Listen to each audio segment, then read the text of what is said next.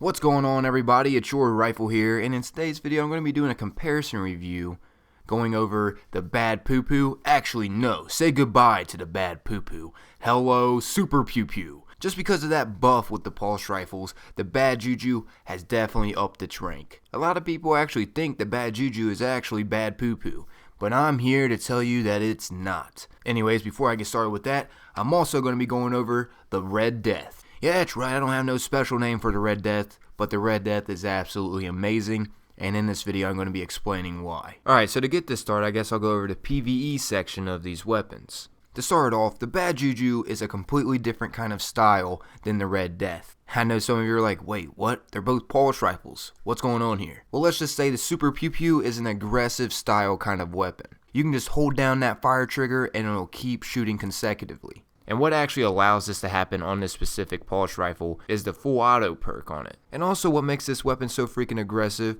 is the Curse of Strings perk. What this perk does is after each kill, this weapon will reload instantly and increase damage for a short time. And also, not to mention, kills will help charge your super. It may not have that heal effect as the Red Death, but how fast this weapon shoots, it makes it about equivalent with the Red Death. Some of you are like, whoa, back off there. That's not right at all.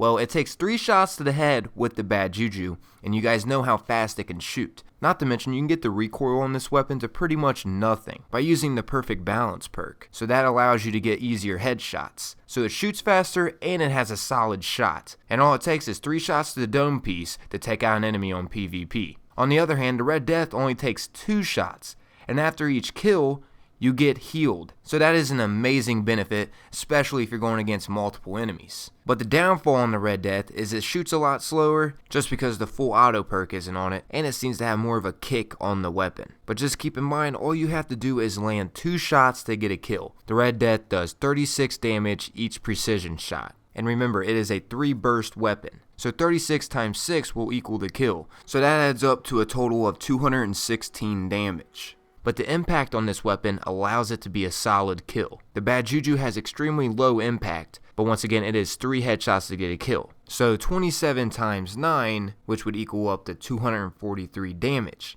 Now do you guys see how much impact actually plays a role, especially in PvP? Quite a bit of a difference. You're going to need a lot more damage to get your kill with less impact. And typically a high impact weapon normally shoots a little slower. But don't get me wrong, the Red Death's hit is a very strong hit compared to the Bad Juju. Although the Bad Juju might have a little bit of a weaker hit compared to the Red Death, I decided to do a little bit of testing with the Curse of Strings perk in PvE to see how fast that it can gain a super, because that perk allows you to gain more super energy each kill that you get.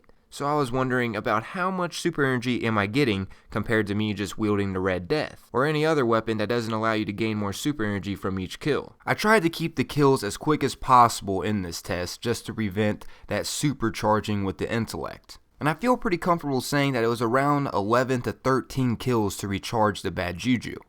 Now as you guys can see with the Red Death, it wasn't even halfway recharged by the time the Bad Juju was. Actually, I take that back, the Red Death might have been a little bit over half, but still, the Bad Juju definitely helped a lot with getting supers. I also decided to test a theory with gear that you could be having on that helps replenish your super energy as well, such as the Crotazen Raid Helmet. You know, killing minions of the darkness will gain you more super energy if you have the Bad Juju and the helmet on at once. And also, not to mention Knucklehead Radar, each non-guardian kills help replenish your super energy, and anything else that will help replenish your super energy that actually does play a role with the combination of the Bad Juju. But once again, remember, if it's minions of the darkness or non-guardian kills, it's only going to play a role in PvE. A nice build that I thought about in my head for PvP on a Warlock would be the Obsidian Mine, which helps with Nova Bomb kills, that helps replenish your super energy, and wielding the Bad Juju as well. And not to mention, I actually did a little bit of research looking up this combination, because I have yet got my Obsidian Mine completely upgraded yet, so I wouldn't be able to show you guys quite yet. And once again, this video isn't about Obsidian Mine, but since it's a combination with Bad Juju, I thought I would share it. And I found on Bungie's forum that these people are actually talking from personal experience.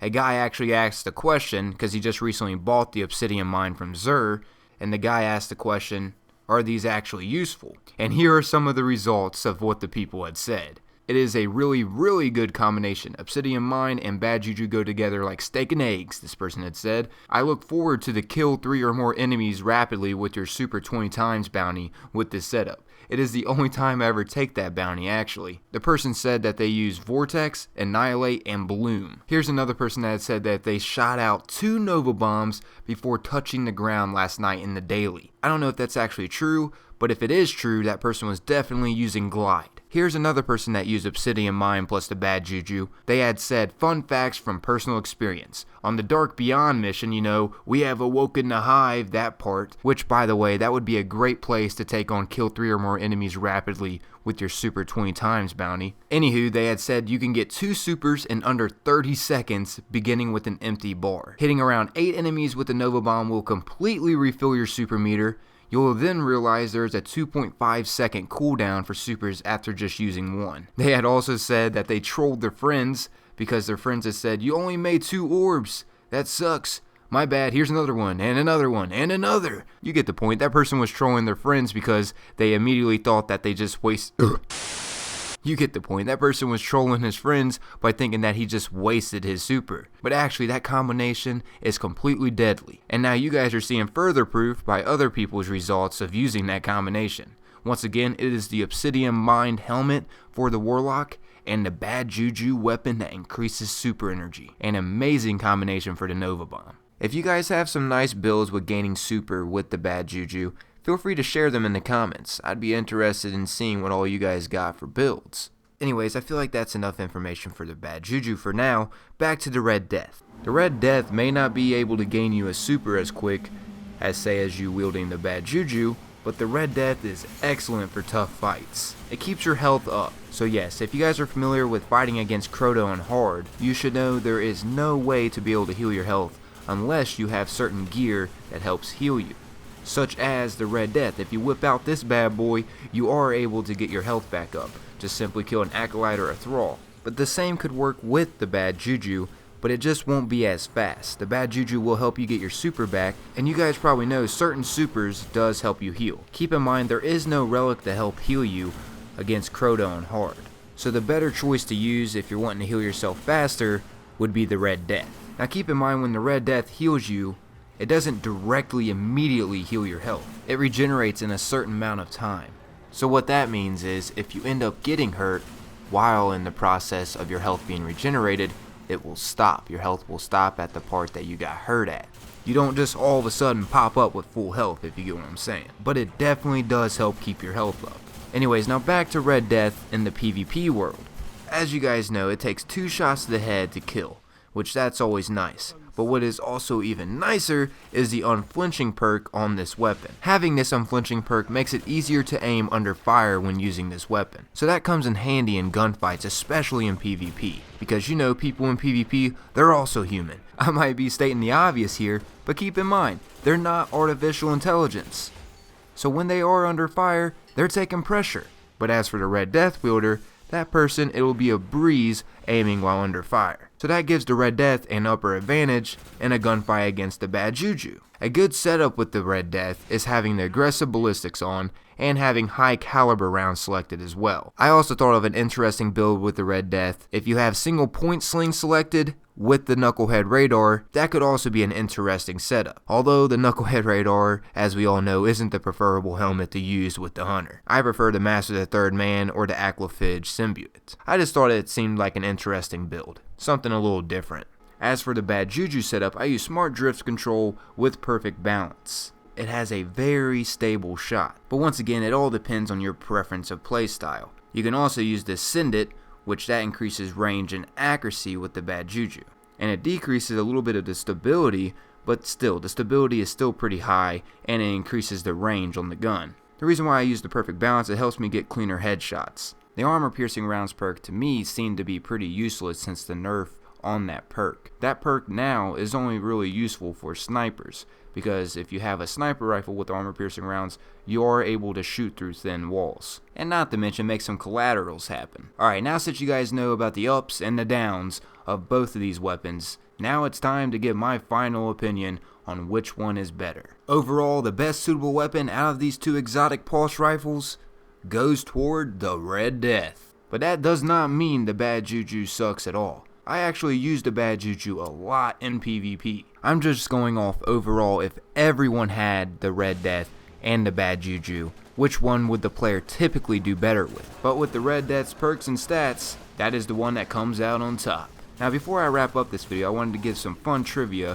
for both of the weapons. For the Red Death, the description used to read, Vanguard policy urges Guardians to destroy this weapon on sight. It is a Guardian killer. The last part of that description was removed in update 1.0.3. Also, something pretty interesting is the Red Death was taken from a fallen Guardian and redesigned by a new owner who had it repainted and modified. The optics were even hacked to implement new graphics. Also, the Red Death uses the model of an auto rifle. Now for some fun little trivia for the Bad Juju. The skull on the front of the Bad Juju has green and black smoke that is not seen in the weapon's detail image. It is seen when you are holding the weapon when it is equipped. Also, despite the Bad Juju being a pulse rifle, it is actually a model of a scout rifle, which I thought was pretty interesting as well. And I'm actually getting these facts from Destinypedia.